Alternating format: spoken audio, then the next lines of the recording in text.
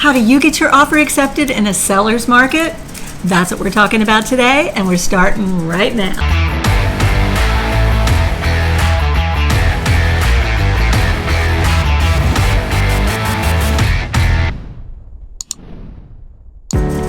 Hi there, what is up? I'm Kathy Williams, residential realtor here in Orlando, Florida. And if this is your first time to my channel, welcome. I talk about the Orlando lifestyle and all things real estate. If that's something that you're interested in, then you might want to go ahead and subscribe to the channel and click that bell.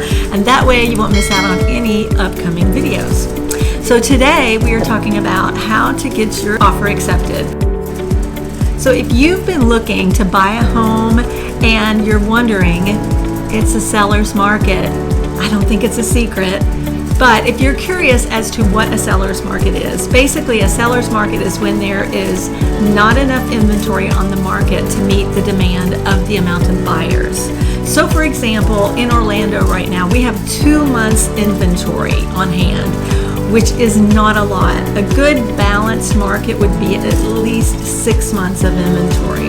So to have 2 months of inventory is very low, and that can cause some challenges when you're looking to buy a home. So for example, if you see a beautiful home on the market, it's what we call a cream puff. It has everything, new flooring, new kitchen, everything was freshly painted, the yard looks great, everything is nice about this home, and you love it. Well, you better believe there's probably 20 or 30 other buyers out there that love it as well.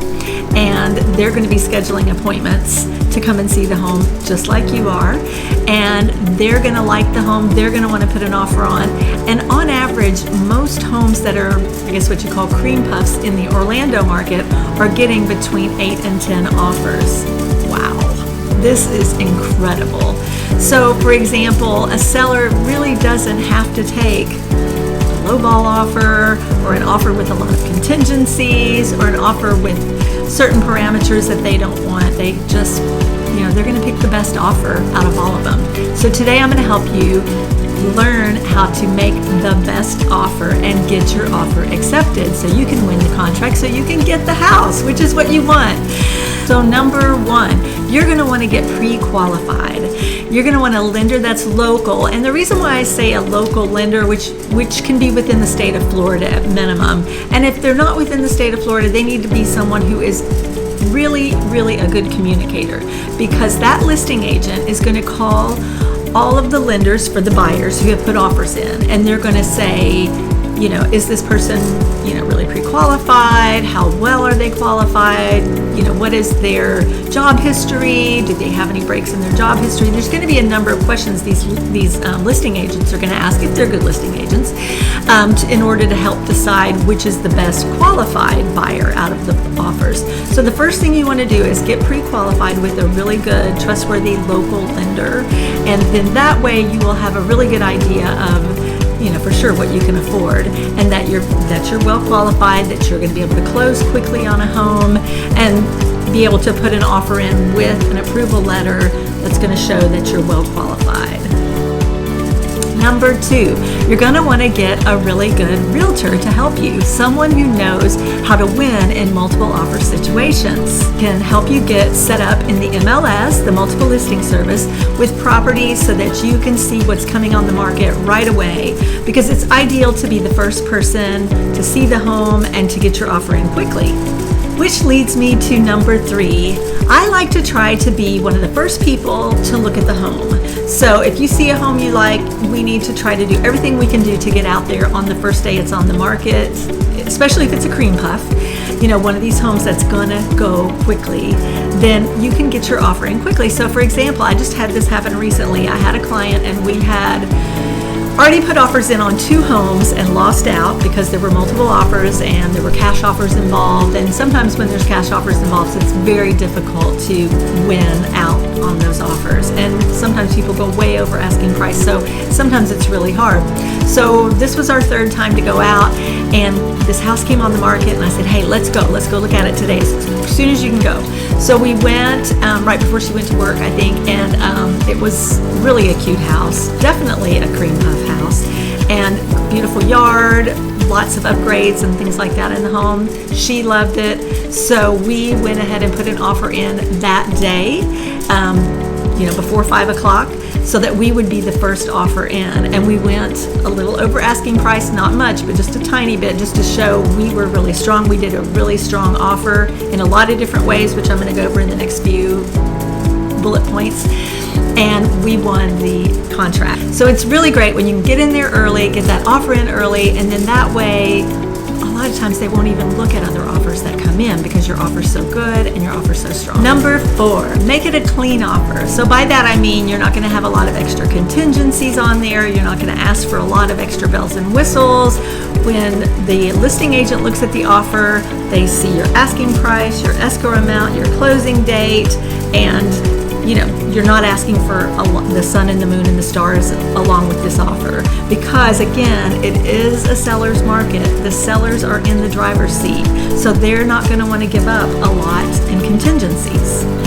Number 5, the sale of your current home is considered a contingency. So I understand if you have to put that in there in the contract, but just understand that is going to make it a little more challenging for you to win the offer. So your offer is going to have to be even stronger if you have the contingency in the contract of selling your home, which you have to do. If you have to sell your home in order to have the money to put down on the new house you're buying, then you do have to do that. But just understand that everything else in the contract has to be super strong and something that the seller is going to be willing to overlook the fact that you have to have that contingency in your home. Number 6, closing costs. Okay.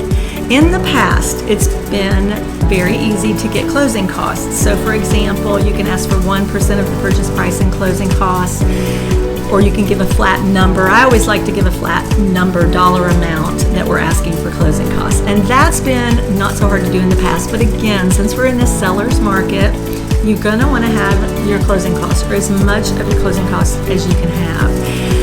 One way I've made it work is when we put an offer in, and it was a multiple offer situation. This one, I think she said there were 7 offers, and we did win. We did go a little bit over, so we went a couple thousand over asking price, and then we asked for a few thousand in closing costs. So it's not as harsh of a blow. They're not giving up that much when you're going over the asking price. Now you're going to have to be careful with that because you want the home to not be in trouble with appraisal. So you have to be sure, your agent has to be sure going into it that the house would appraise for that higher amount. And that just takes working with an agent that is experienced and can easily see that a home would actually appraise for a higher dollar amount. Number 7, earnest money. So earnest money is the money that you put down when you put the offer in on the house, and that is usually about 1% of the contract price. It can vary though from state to state, but that's the amount that's going to go into an escrow account, usually at the title company, and they'll hold that in escrow. It'll go towards your closing costs when you end up closing on it. But that money is like your security blanket for them. Basically, you're saying, hey, I am going to buy this house. I'm willing to put this money down to show you that I am very serious about this offer. So what you're going to want to do is maybe make that a little stronger, maybe it a little more attractive. You're going to add a little bit more money to that normal amount that you would give, and that makes them feel like, okay, they're really willing to put this money on the line because you know you're going to close, you know you have good credit, you know you've got the loan in the bag. They don't know that, but you know that. So you're willing to say, hey, I'm willing to put this money out there. Now, with your escrow money, you can get it back for various reasons if the contract isn't able to go through for various purposes. But it is sort of an amount that helps give that security. Another thing I've heard people doing is also actually making part of that money non-refundable. So saying, hey, we're so sure that we're going to close on this loan that we're willing to make X percentage of our escrow money non-refundable. And that's another way to make your offer even a little stronger. Number 8, your inspection period. So the inspection period is your right to inspect, right to cancel.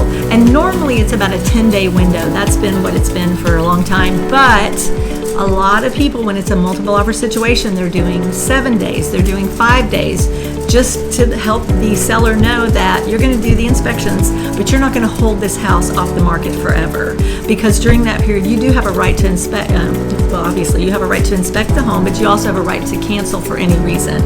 Now, the inspection also needs to be an opportunity for you to look over the home and make sure there's absolutely no reason why you would walk away from the home. It's not really meant to be an opportunity for you to pick apart little tiny things. It's supposed to be things that would cause structural issues or safety issues with the home. Now, a lot of times people do ask for a lot of other repairs, but in this seller's market, it's really hard to do that. So just be aware that you may not be able to ask for quite as many repairs as you would be if it was a buyer's market. Number 9, the closing date. Now, it's a really good idea to check with the seller. I always do this to find out what's the best option for closing for the seller. Do they want a 30-day? Do they need a little more time, 45, 60 days? You can go ahead and put that in the contract so it sweetens the deal. It shows that you care about what they care about. If it works for you, for your schedule, to be able to be flexible on your closing date to make it match what the seller wants, another way just to sweeten the deal to the seller. And finally, number 10, a letter to the seller. So I've done this quite a few times. What I do is I'll let the buyer know if they would like to write a letter to the seller, just saying who they are and how much they love about the home and how they'll take care of it as their own. You know, most people have an emotional attachment to their homes, so if you write a letter, maybe even include a picture of you or your family, just to say, hey, this is who I am, it can kind of resonate with people and give that little extra nudge if they're down between two offers and they're trying to decide, but yours is the one that has the letter. You know, the seller might go with the one with the letter. And so that's just one other little trick, I guess, a trick of the trade to helping sweeten the offer and getting your offer accepted. That's what I have for you today. You might want to watch this video. It's got some great tips on living in the Orlando area. And if you have any questions for me, don't hesitate to reach out. Take care. Bye-bye now.